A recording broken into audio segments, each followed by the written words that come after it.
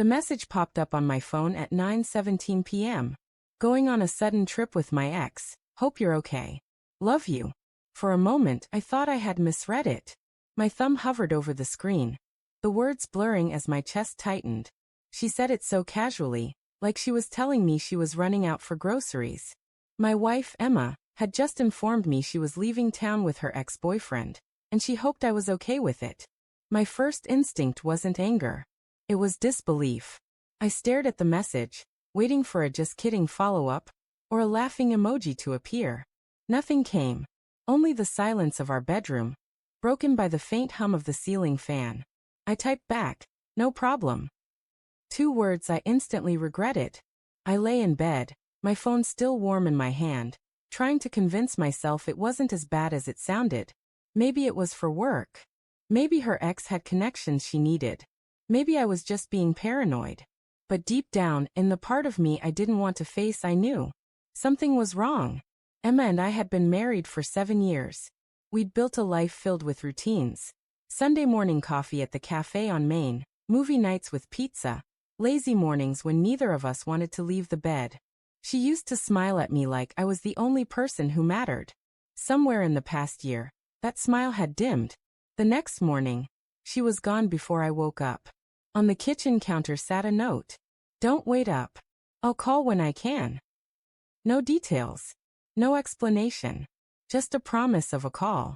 I tried to distract myself, burying my hands in unfinished work emails, cleaning the garage, even mowing the lawn twice. But my mind kept circling back to one question. Why her ex? That evening, I called her. Straight to voicemail. I tried again. Same thing. By the 3rd day, I stopped pretending I was okay. I drove to her sister's house. Maybe she knew something. When Anna opened the door, her expression shifted from surprise to guilt in a split second.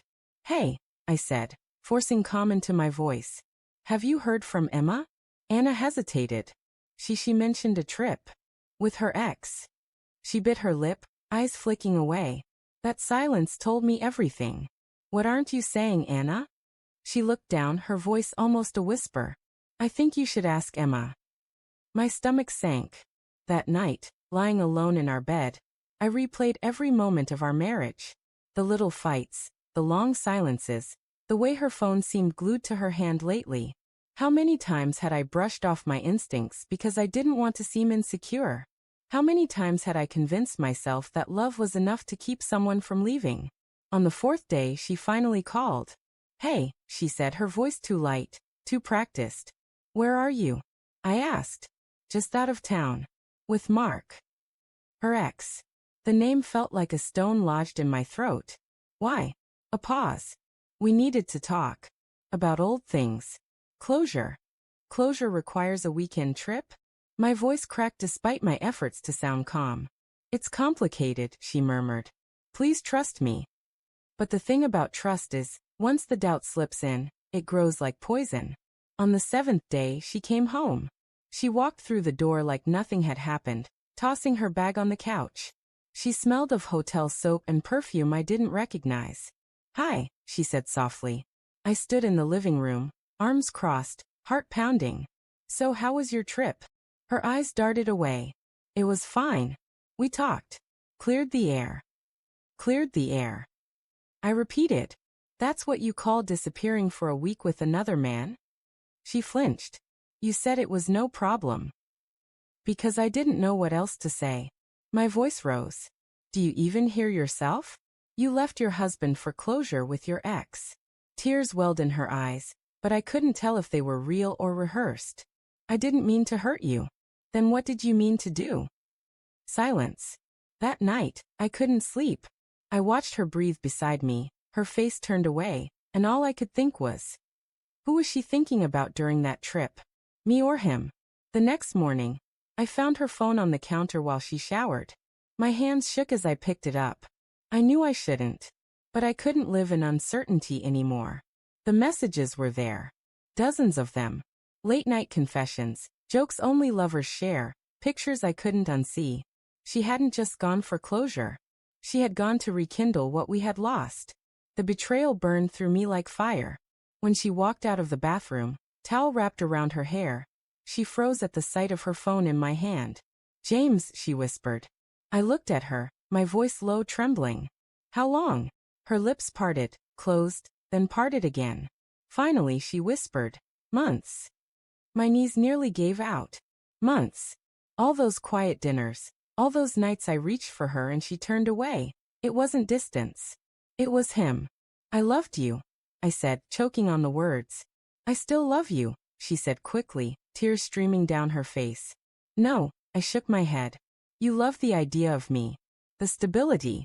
The home. But you don't love me. Not enough to stay loyal." She sobbed, reaching for my hand. "Please, James. I made a mistake. I don't want to lose you." I pulled back. "You already did." The days that followed were a blur of numbness. Friends tried to comfort me. My mother told me to fight for my marriage. But how do you fight for something that's already shattered? Trust, once broken, can't be glued back together without leaving cracks. One evening, I sat in the living room, staring at our wedding photo. Her eyes sparkled in that picture, her smile radiant. Back then, I believed we were forever. Now forever felt like a cruel joke. I took off my wedding ring, placed it on the table, and whispered to the empty room, "No problem." But this time, I meant it differently. Not as permission. As release. Emma begged. She pleaded. She promised it was over with him. Maybe it was. But every time I looked at her, I saw the hotel rooms, the messages, the lies whispered in the dark. One night, as she cried beside me, asking for another chance, I said the words I never thought I'd say. "I forgive you, but I can't stay." Her sobs broke the silence. But I felt strangely calm.